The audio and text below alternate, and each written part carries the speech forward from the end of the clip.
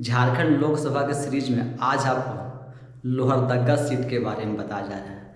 जो झारखंड के जो आपका 14 जो लोकसभा का सीट है, वह सब सीटों में से कब कब किस किस पार्टी की जीत और हार हुई है, कौन से उम्मीदवारों की जीत और हार हुई है, कौन से उम्मीदवार दल बदल करके राजनीति में आए हैं, उसी क्रम में और उसी सीरीज में आज आपको लोहरदगा सीट के बारे में आपको बताने जा रहे हैं कि लोहरदगा सीट में आज़ादी के बाद से जो चुनाव हुए हैं, उस चुनाव में अभी तक कौन कौन से पार्टियां जो है वह परचम लहराई है और कौन कौन से पार्टियों के उम्मीदवार जो है वह अभी तक जीतते हैं और कौन कौन से उम्मीदवार हारे हैं और किन किन पार्टियों को हार का सामना करना पड़ा है और किन किन के बीच वहाँ कांटे का टक्कर रहा है।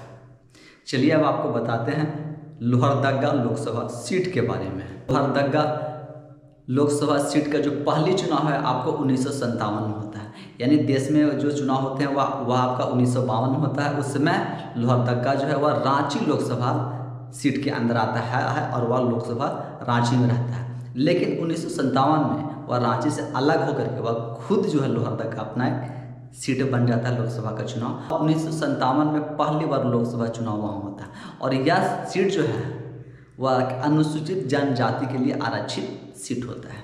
1957 में जब वहाँ पहली बार लोकसभा का चुनाव होते हैं, 1957 के पहली बार चुनाव में वह झारखंड पार्टी और कांग्रेस के बीच में मुकाबला रहता है।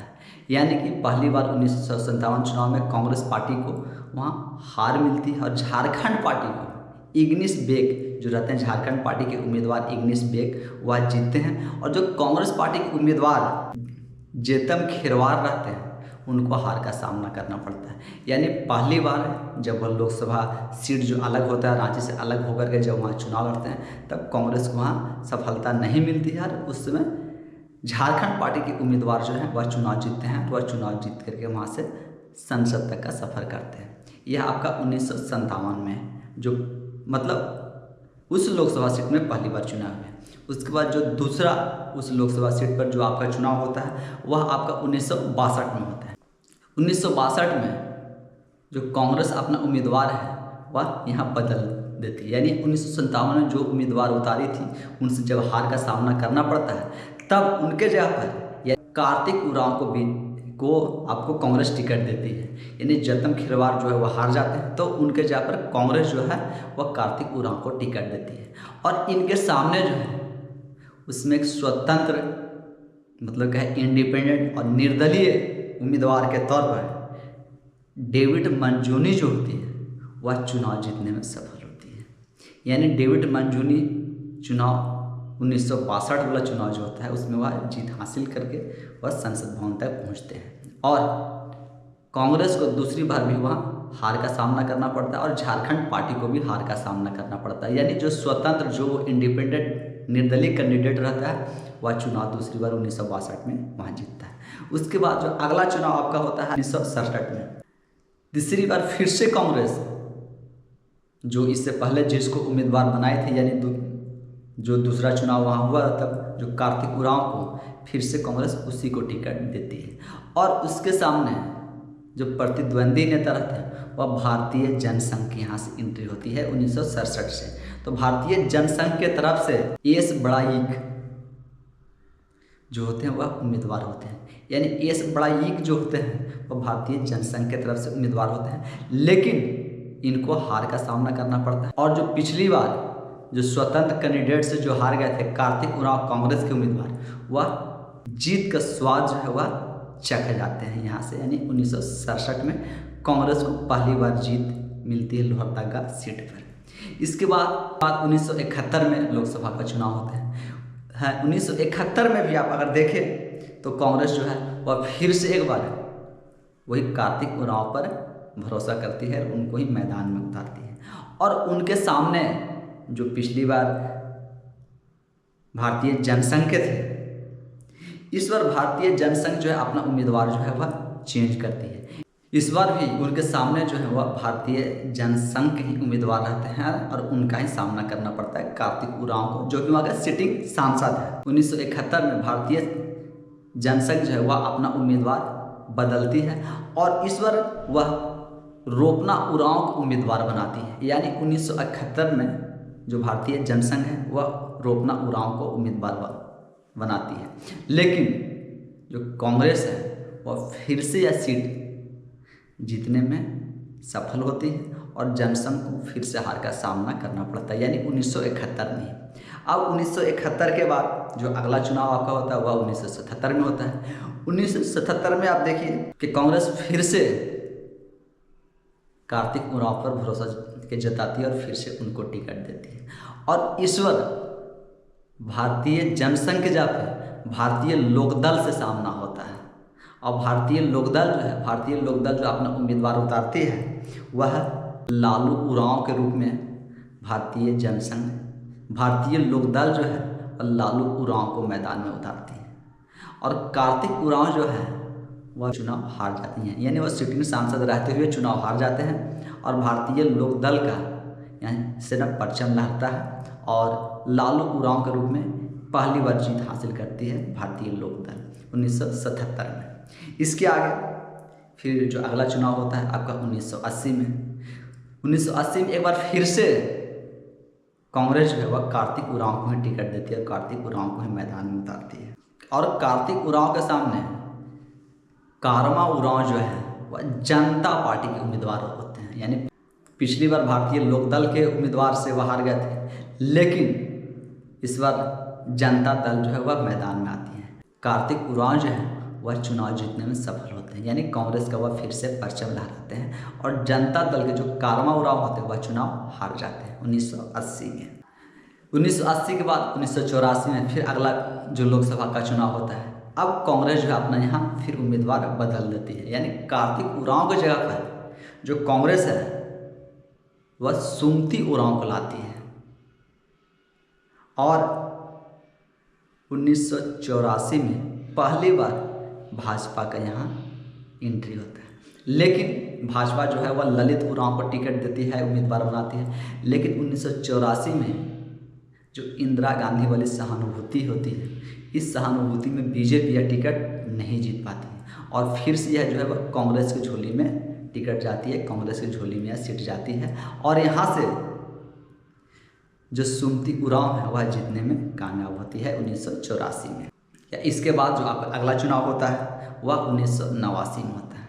1989 में कांग्रेस फिर से न सुमति उरांव को ही टिकट देती है।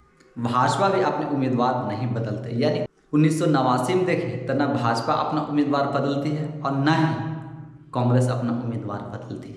यानी जो सुमति उरांव जो कांग्रेस की उम्मीदवार थी वही 1989 में मैदान में थी और जो भाजपा के ललित उरांव थे वही फिर से भाजपा के उम्मीदवार थे। लेकिन 1989 में एक बार फिर से कांग्रेस यह सीट अपने झोली में डालने में कामयाब होती है और बीजेपी को फिर से यहाँ हार का सामना करना पड़ता है।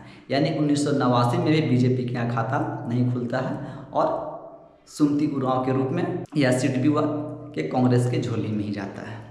1989 के बाद फिर चुनाव आपका 1991 में होता है। 1991 के चुनाव में दोनों पार्टियां अपनी उम्मीदवार नहीं बदलती है, यानी सुमति उरांव और ललित उरांव जो बीजेपी के उम्मीदवार जो पिछले 2 बार से चुनाव हारते आ रहे थे वही फिर से मैदान में थे और जो पिछली 2 बार से सुमति उरांव जो कांग्रेस की न जीतते आ रही थी वह भी मैदान में थी। लेकिन 1991 में पहली बार बीजेपी के खाते में और बीजेपी की झोली में यह सीट जो है पड़ जाता है और ललित उरांव के रूप में बीजेपी को यह सीट पहली बार लोहरदगा सीट से जीत हासिल होती है 1991 में और जो सुमति उरांव थी वह हार जाती है 1991 में। उसके बाद जो अगला चुनाव होता है आपका 1996 में, यानी 1991 के बाद 1996 में। 1996 में भी बीजेपी अपना उम्मीदवार जो है वह नहीं बदलती और वह ललित उरांव पर ही दावा खेलती है, फिर से ललित उरांव को ही मैदान में उतारती है, टिकट देती है। लेकिन 1996 में जो कांग्रेस अपना उम्मीदवार के रूप में न बंदी उरांव को उतारती है, यानी अपना उम्मीदवार बदलती है।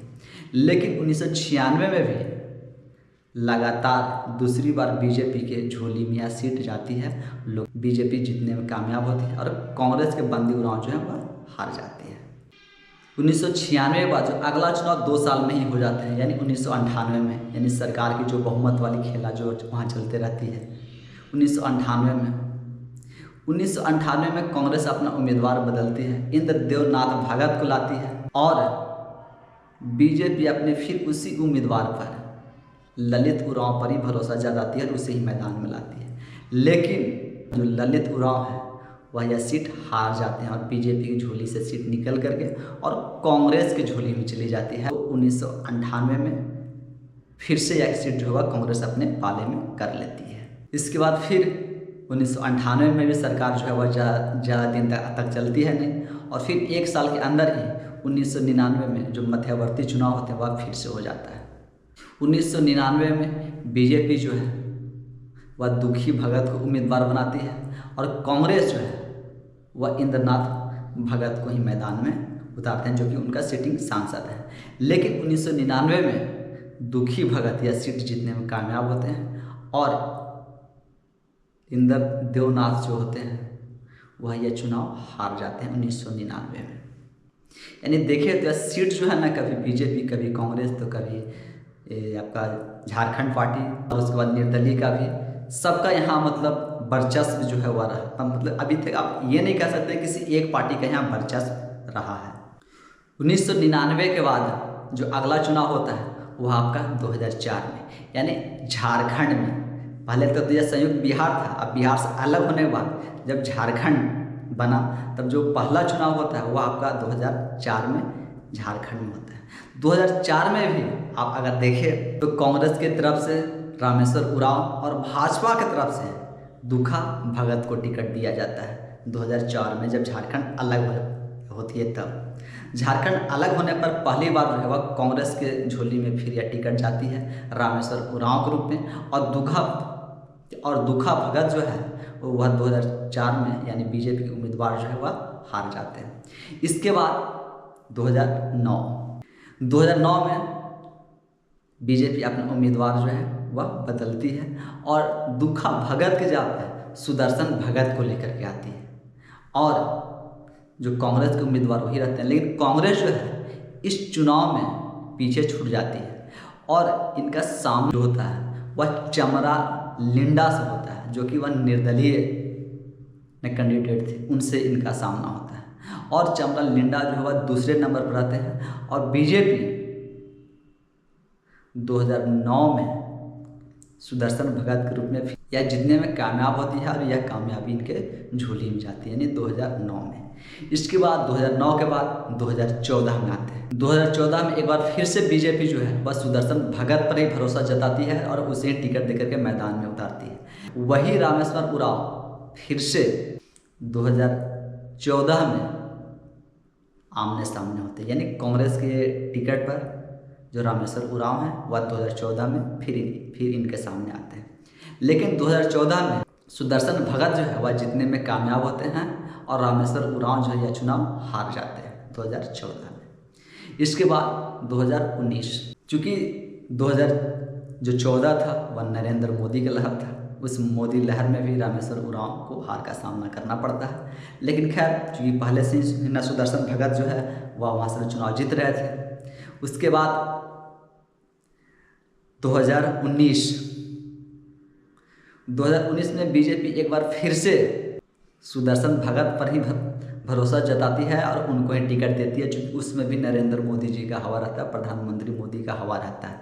और इसके सामने कांग्रेस के जो उम्मीदवार हैं वह सुखदेव भगत रहते हैं। लेकिन 2019 में भी बीजेपी यह सीट जीतने में कामयाब होती है। यह कामयाबी जो है वह बीजेपी की झोली में जाता है और कांग्रेस को एक बार फिर से हार का सामना करना पड़ता है। सुदर्शन भगत उसके बाद जाके केंद्र में वह मंत्री बनते हैं, केंद्रीय राज्य मंत्री रहते हैं। अब 2019 के बाद आज 2024 में बीजेपी जो है वह अपना उम्मीदवार जो बदल चुकी है और समीर उरांव को टिकट दी है, और समीर उरांव अभी के समय में वह राज्यसभा सांसद है। तो सुदर्शन भगत के जगह पर 2024 में बीजेपी अपने उम्मीदवार के रूप में समीर उरांव पर भरोसा जताया और वह मैदान में भी हैं और वह अपने जीत के दावे कर रहे हैं और ताल ठोक रहे हैं। और उनके सामने जो है यानी कि समीर उरांव के सामने जो कांग्रेस उम्मीदवार है वह सुखदेव भगत है। लेकिन सुखदेव भगत की एक बात और आपको मैं बताता हूँ। सुखदेव भगत जिनको क्या कांग्रेस ने टिकट दिए हैं, 2019 में वह भाजपा में शामिल हुए थे। यानी कि 2014 के जो विधानसभा का चुनाव होता है, लोहरदगा का जो विधानसभा चुनाव होते हैं, उस चुनाव में वह कांग्रेस के अकेले टिकट पर चुनाव जीत करके आते हैं, विधायक बनते हैं। लेकिन 2019 के जब विधानसभा का चुनाव जो होता है झारखंड में, उस चुनाव में वह विधायक रहते हुए अपना पाला बदल करके और कांग्रेस से बीजेपी में आ जाते हैं। लेकिन 2019 में उनको एज ए बीजेपी के विधानसभा के प्रत्याशी के रूप में वह हार जाते हैं और उनको हार का सामना करना पड़ता है। उसके बाद वह एक बार फिर से 2022 में कांग्रेस में शामिल हो जाते हैं। यानी कि जो उनकी घर वापसी है वह हो जाता है। और आज 2024 में सुखदेव भगत को फिर से जो कांग्रेस है वह टिकट दी है और उनके टिकट पर आज अपनी उम्मीदवारी का और मैदान में ताल ठोक रहे हैं 2024 में। तो लोहरदगा जो यह लोकसभा सीट है, इस सीट के अंदर आपका 5 विधानसभा सीट आता है। यानी कि आपका जो इस लोहरदगा लोकसभा सीट में 5 विधानसभा का सीट आते हैं। उसमें आपका है मांडर, सिसई, लोहरदगा, गुमला, बिशुनपुर। ये 5 जो है वह आपका लोहरदगा लोकसभा सीट के अंदर यह आता है। यह तो था झारखंड के लोहरदगा लोकसभा क्षेत्र का इतिहास। अब 2024 में और जो 4 जून के जो इतिहास बनेंगे, यानी सुखदेव भगत और समीर उरांव के बीच में जो लड़ाई चल रही है, अभी जीत के अपने दावे कर रहे हैं, और 4 जून को इतिहास में तब्दील हो जाएगा और वह इतिहास बन जाएगा, वह हमेशा के लिए इतिहास के रूप में लिखा जाएगा। तो 4 जून तक आप सभी इंतज़ार करें कि 4 जून में किस पार्टी की और किस उम्मीदवार की जीत होती है और किस पार्टी की हार और किस पार्टी के उम्मीदवार की हार होती है। और आपको हमारा वीडियो कैसा लगता है और इसमें क्या कुछ और ऐड करना चाहिए, वह आप हमें कमेंट्स के माध्यम से ज़रूर बताएं। धन्यवाद।